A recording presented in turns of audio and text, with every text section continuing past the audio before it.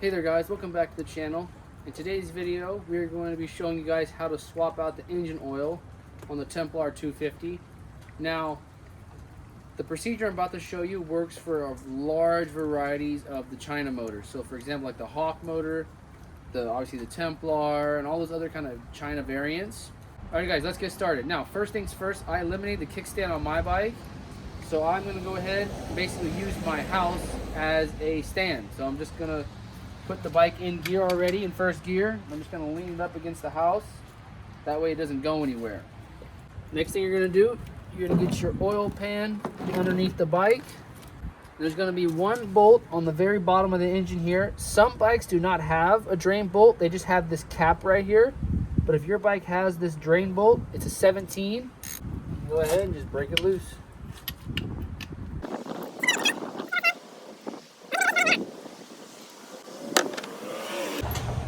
Oil is a little bit dark, doesn't look the best, but it's okay. We've been riding it pretty hard on the track.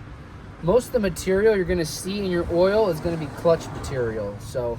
And one really nice thing that they did with these bikes is they put a magnetic drain plug. So basically it's gonna catch any of that metal that's swashing around in your engine case, which is really nice. You can see I have a little bit. Like I said, most of the time this is gonna be clutch material. If it's real shiny and like real glittery in here, most likely it's part of a bearing, but this looks good. So we're gonna go ahead and clean this up now. So my cleaning procedure for this is just a simple paper towel. You can get real fancy with it if you want to start, whipping out all your cleaning sprays and your carb cleaner and stuff like that. I'm just gonna go ahead and just work on this magnet while this thing continues to drain out. All right, now once you're satisfied with how clean your drain plug is, you can set this aside. And now what you can do with your drain pan underneath your bike is you kind of can tip the bike up a little bit. Try to see if you can get some extra oil out, and we are right now, which is good.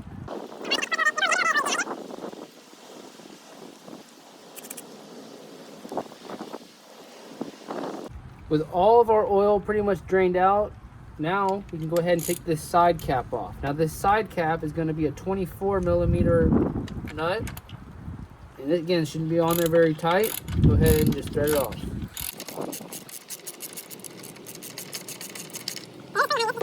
Catch everything coming out.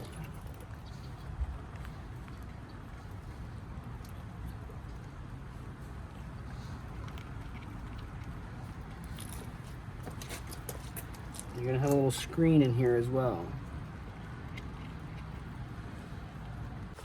If your little screen thing doesn't want to come out, just get a set of needle nose pliers and just give it a very slight squeeze and you just pull it right out.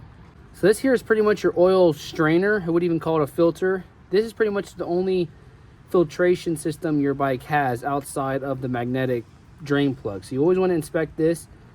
Surprisingly, this looks super good. There's not a single drop of I don't see any metallic pieces or nothing in here, which is really nice. So that means our magnetic drain plug is doing really well. So again, we're going to do the same process. We're going to clean this filter, inspect it, and then we're going to put it back on the bike. Already now, with our filter clean, it goes rubber side in first. So you kind of can push this thing all the way down here in the bottom. It should sit flush. Then you're going to have your spring here.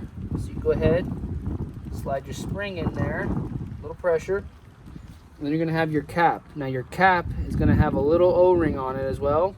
Double check it, make sure it looks good. Mine does. So we're gonna go ahead now, slide the spring over, apply a little bit of pressure, and start this bolt by hand if you can. It's kind of hard to see in there, but it is a little bit tight. You have that spring in there putting some pressure on that cap. So you have to kind of push and turn, and this frame design doesn't make it any easier as well. But be patient, it'll go back on, no problems. If you took it off with your wrench, go ahead and slide this thing back in here.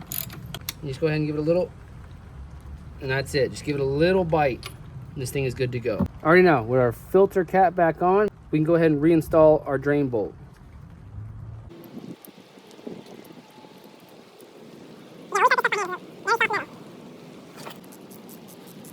Again, 17 millimeter. When you're tightening this up, just give it a little bite here, just a little, and that's it.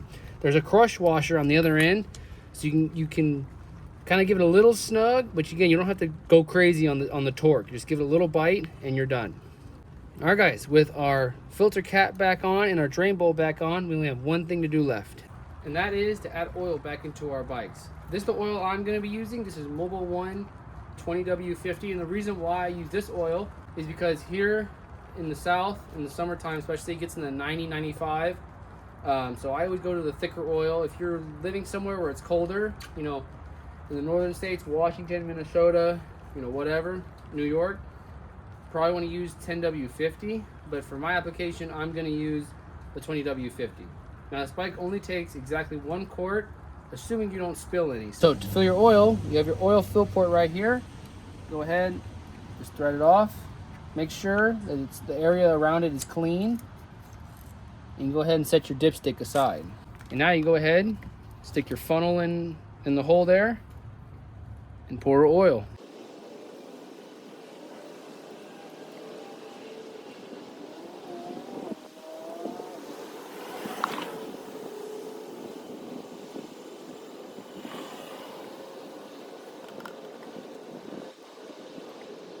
Now the way you check oil on this is you stick your dipstick in here all the way down, but don't thread it. Pull it out. I don't know if the camera will pick that up, but it is full, which is perfect. So this bike uses exactly 1 quart.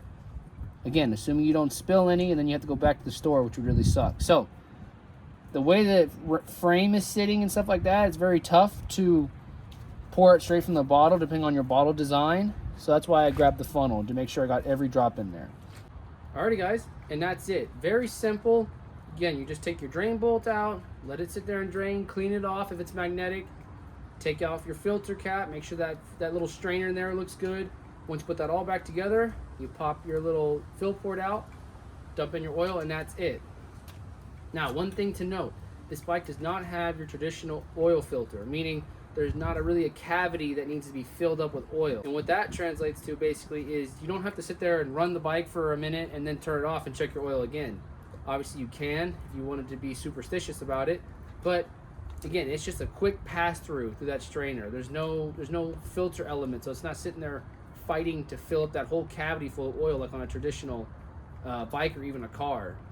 That's why, you know, on your car, if you do an oil change, you should start it, let it run for 30 seconds, turn it off, and then recheck again, because it just filled that whole filter and that whole cavity full of oil. So it's going to show lower on the dipstick. Alrighty guys, well, that's going to be my video today. Hope you guys like it, and if you want to see more maintenance and more Templar videos, please let me know down below. Alrighty guys, I'll catch you in the next one. See ya.